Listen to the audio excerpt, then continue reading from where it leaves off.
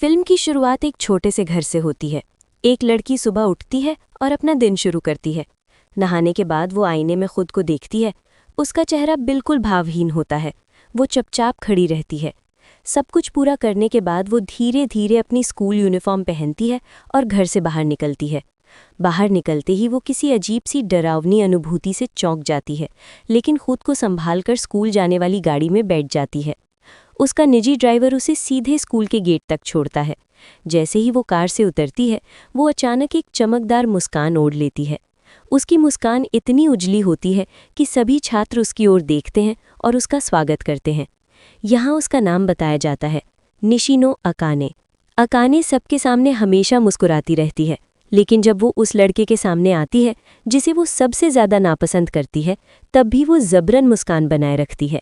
उस लड़के का नाम काजिनो है। काजिनो पढ़ाई में औसत से भी नीचे है, खेलकूद में भी कमज़ोर है, दिखने में साधारण है और अकाने को हमेशा गलत नाम से बुलाता है।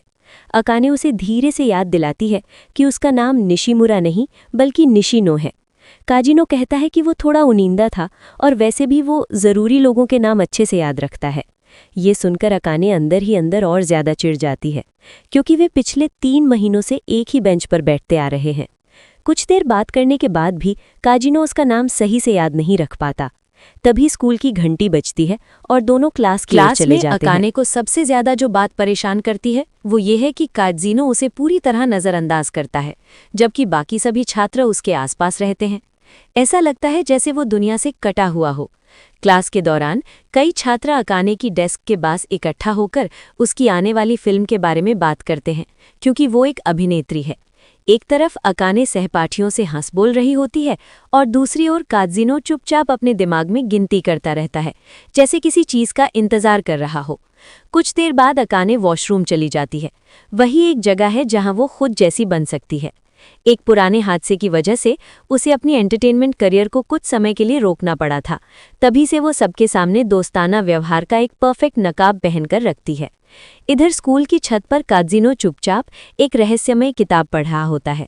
स्कूल खत्म होने के बाद सभी छात्र अपनी अपनी गतिविधियों में चले जाते हैं, लेकिन अकाने क्लास में ही रुक जाती है ताकि अतिरिक्त पढ़ाई करके टीचर्स के सामने एक आदर्श छात्रा की छवि बनाए रख सके। पढ़ाई करते समय ऊपर की मंजिल से अजीब सी धुन वाला संगीत सुनाई देता है। काजिनो वहां कोई रहस्यमयी धुन बजा रहा होता है। जब अंधेरा हो जाता है तब अकाने अपनी पढ़ाई खत्म करती है और अपने निजी ड्राइवर को कॉल करती है, लेकिन उसे ये नहीं पता कि उसी वक्त उसका ड्राइवर कुछ संदिग्ध लोगों से घिरा हुआ है और उस पर हमला हो रहा है। छत से काजिनो नीचे अकाने को देख रहा होता है। ड्राइवर से संपर्क न हो पाने की वजह से अकाने को अकेले ही पैदल घर लौटना पड़ता है। रात में अकेली लड़की का चलना सुरक्षित नहीं होता और वही होता है, कुछ लोग उसे घेर लेते हैं और किडनैप कर लेते हैं। बेहोश होने से पहले अकाने दूर खड़े काजिनो की परछाई देख लेती है। कुछ देर बाद अकाने होश में आती है। वो खुद को एक अनजान जगह पर बंधा हुआ पाती है। उसके हाथ, पैर और मुंह बंधे होते हैं। अपहरण करने वाले लोग उसे इसलिए पकड़ते हैं ताकि निशिनो कॉरपोरेशन से पैसे वसूले जा सके। बाहर खड़ा काजिनो उनकी बातचीत को वीडियो में रिकॉर्ड कर चुका होता है। वो अपना बैग खोलता है। इधर अपहरणकर्ता जब अकाने के परिवार से कोई जवाब नहीं पाते तो उसके साथ गलत हरकत करने का सोचते हैं। इससे अकाने को अपने अतीत का एक दर्दनाक हादसा याद आ जाता है, जब एक स्टॉकर ने उसके साथ ऐसा ही किया था। इसी नाजुक पल में काजिनो ऊपर की खिड़की तोड़कर अंदर कूदता है। उसने अपने चेहरे पर मास्क पहन रखा होता है और वो खुद को स्टाइलिश ठग स्लेयर कहता है। एक बदमाश बंदूक उठाने की कोशिश करता है, लेकिन काजिनो उससे पहले हमला कर देता है। दूसरा बदमाश हाथ से हाथ लड़ना चाहता है, क्योंकि वो पहले एक पेशेवर सैनिक रह चुका होता है।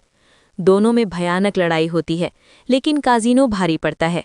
वो अपने मुख्य हथियार क्राउबार से उसे बुरी तरह मारता है। क्राउबार देखकर बदमाश समझ जाता है कि यही वो मशहूर नकाबपोश है जिसके चर्चे हैं।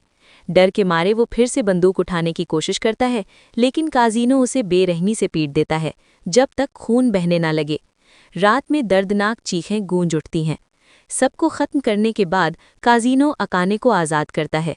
बस इतना कहता है कि ख्याल रखना, और अंधेरे में गायब हो जाता है। अकाने हैरान परेशान खड़ी रहती है, फिर डर के मारे वहां से भाग जाती है।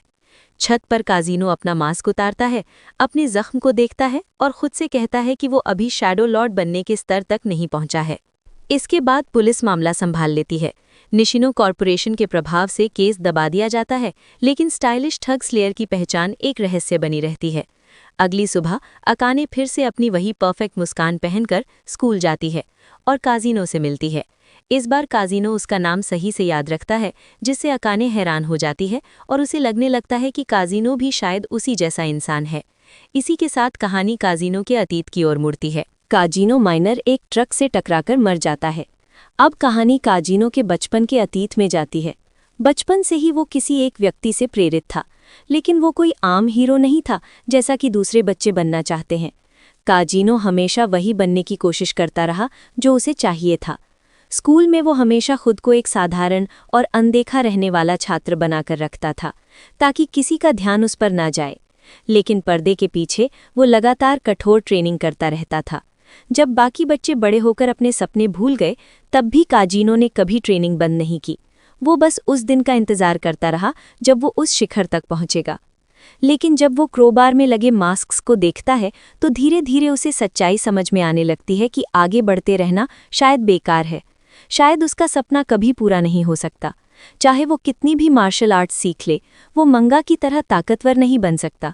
वो सिर्फ छोटे मोटे गुंडों से ही लड़ सकता है। पूरे हथियारों से लैस अनुभवी सैनिकों के खिलाफ उसके बचने की संभावना बहुत कम है, जब तक कि वो दुनिया का सबसे ताकतवर योद्धा न बन जाए। फिर भी उसे ये सब व्यर्थ लगता है, क्योंकि अगर कोई परमाणु हथियार गिरकर पूरी दुनिया खत्म कर दे तो सारी मेहनत बेकार हो जाएगी। इसलिए काजीनो का सपना है ऐसा इंसान बनना जो न्यूक्लियर मिसाइलों का भी सामना कर सके। और फिर वो एक ऐसी दूसरी दुनिया में जन्म लेता है जहां कई गैर मानवीय प्राणी मौजूद हैं और ऐसे साथी हैं जो उसकी हर बात की तारीफ करते हैं और उस पर विश्वास करते हैं। इस दुनिया में काजीनो आखिरकार अपने सपने को पूरा कर सकता है। वो नायक नहीं बनना चाहता, न ही आखिरी विलन, बल्कि वो बनना चाहता है छाया में रहने वाला सबसे शक्तिशाली शासक, शैडो लॉर्ड। बचपन से ही काजीनो यही बनना चाहता था। इस समय वो एक लड़की से बात कर रहा है जिसका नाम अल्फा है। अल्फा एक प्राचीन ग्रंथ के बारे में बताती है जिसमें डायबलो कल्ट का जिक्र है, एक ऐसी सेना जिसके पास अपार शक्ति है। काजीनो आत्मविश्वास से कहता है कि वे छाया में रहकर छाया का शिकार करेंगे। ये सुनकर अल्फा और भी ज्यादा उस पर विश्वास करने लगती है। काजीनो मन ही मन सोचता है, एल्फ लड़कियां लोगों पर इतनी आसानी से भरोसा क्यों कर लेती हैं। फिर कहानी वापस आती है। काजीनो सोचता था कि ट्रक से टकराने के बाद वो मर चुका है, लेकिन अचानक वो एक नवजात शिशु के रूप में अपनी आंखें खोलता है। उसके सामने दो लोग होते हैं जो शायद उसके माता पिता हैं और उसकी जान को लेकर चिंतित है। काजीनो कुछ बार रोने का नाटक करता है। ये एक ऐसी दुनिया है जहां जादू मौजूद है और यही चीज़ उसे अपने पिछले जीवन का सपना पूरा करने में मदद कर सकती है। काजीनो का पुनर्जन्म काजीनो परिवार में होता है और उसका नाम रखा जाता है सिद्ध। ये एक ग्रामीण बैरन परिवार है जो जादुई तलवारबाज योद्धा पैदा करने के लिए जाना जाता है। इस परिवार में सिद्ध हमेशा अपनी प्रतिभाशाली बड़ी बहन की छाया में रहता है और फिर से एक साधारण पृष्ठभूमि वाला किरदार बनकर जीता है, ठीक वैसे ही जैसे पिछले जीवन में। ये उसकी दिन की जिंदगी है, लेकिन रात में सिड गांव और आसपास के इलाकों में डाकुओं का सफाया करता है। वो उनसे पैसा छीनता है और अपनी स्लाइम तलवार से उन्हें मार देता है। कुछ ही वारों में वो उनकी गर्दन उड़ा देता है। तभी पीछे से एक और हमला करता है जो बुशीडो स्टाइल का शिष्य होता है और उसमें थोड़ी क्षमता होती है, लेकिन सिड अपनी स्लाइम बॉडी सूट से खुद को बचाकर पलटवार करता है। यहाँ मारे गए सभी लोग उन बेगुनाह व्यापारियों का बदला है जिन्हें उन्होंने मारा था। इसके बाद सिड सामान की गिनती करता है ताकि उसका सही इस्तेमाल कर सके। इन्हीं चीज़ों में उसे एक विकृत राक्षस जैसा मांस का ढेर मिलता है जिसमें पागल जादुई ऊर्जा भरी होती है। सिड को लगता है कि ये उसके काम आ सकता है और इससे खेलना मज़ेदार होगा, इसलिए वो उसे भर ले जाकर प्रयोग करता है। 1 महीने बाद वो उस बेकाबू जादू को नियंत्रित कर लेता है और वो बदसूरत मांस का ढेर एक सुंदर सुनहरे बालों वाली एल्फ लड़की में बदल जाता है। सिड तुरंत शैडो लॉर्ड बनने का नाटक करता है और एक कूल पोज में खड़ा हो जाता है। एल्फ लड़की को पता चलता है कि सिड ने उस पर लगे श्राप को हटा दिया है। सिड बताता है कि ये श्राप नायकों के वंशजों पर लगाया गया था। वो एक किताब दिखाकर साबित करता है कि 3 नायकों द्वारा दानव देव डायब्लो को हराने की कहानी सच है। मरते समय डायब्लो ने उन पर श्राप डाला था, लेकिन इतिहास को तोड़ मरोड़कर उनके वंशजों को नफरत का पात्र बना दिया गया। जब सिड बकवास कर ही रहा होता है, एल्फ लड़की उन बुरे लोगों को ढूंढना चाहती है। वो उन्हें डायब्लो कल्ट कह देता है, जो डायब्लो को फिर से जीवित करना चाहते हैं। वो कहता है कि उसका मिशन है छाया में रहकर उनकी योजनाओं को रोकना, और अपना नाम बताता है शैडो। वो पूछता है कि क्या ये नायकों की वंशज उसके साथ जुड़ना चाहेगी। एल्फ लड़की उसकी हर बात पर पूरी तरह विश्वास कर लेती है और हामी भर देती है। सिड संगठन का नाम रखता है शैडो गार्डन और एल्फ लड़की का नाम होता है एल्फा। 3 साल बीत जाते हैं। अब सिड 13 साल का है और एक साधारण प्रशिक्षु जादुई तलवारबाज है। वो अपनी बहन के साथ तलवारबाजी का अभ्यास करता है, लेकिन अपनी असली ताकत छुपाकर खुद को अनाड़ी दिखाता है। विदाई पार्टी में जाने से पहले उसकी बहन उसे मेहनत से अभ्यास करने की याद दिलाती है। सिड खुद से कहता है कि उसे अपना रोल अच्छे से निभाना है। 15 साल की उम्र में सिड और उसकी बहन मिडगर मैजिक स्वॉर्ड्स एकेडमी में दाखिला लेने की तैयारी करते हैं, लेकिन उसी दिन उसकी बहन क्लेयर अचानक गायब हो जाती है।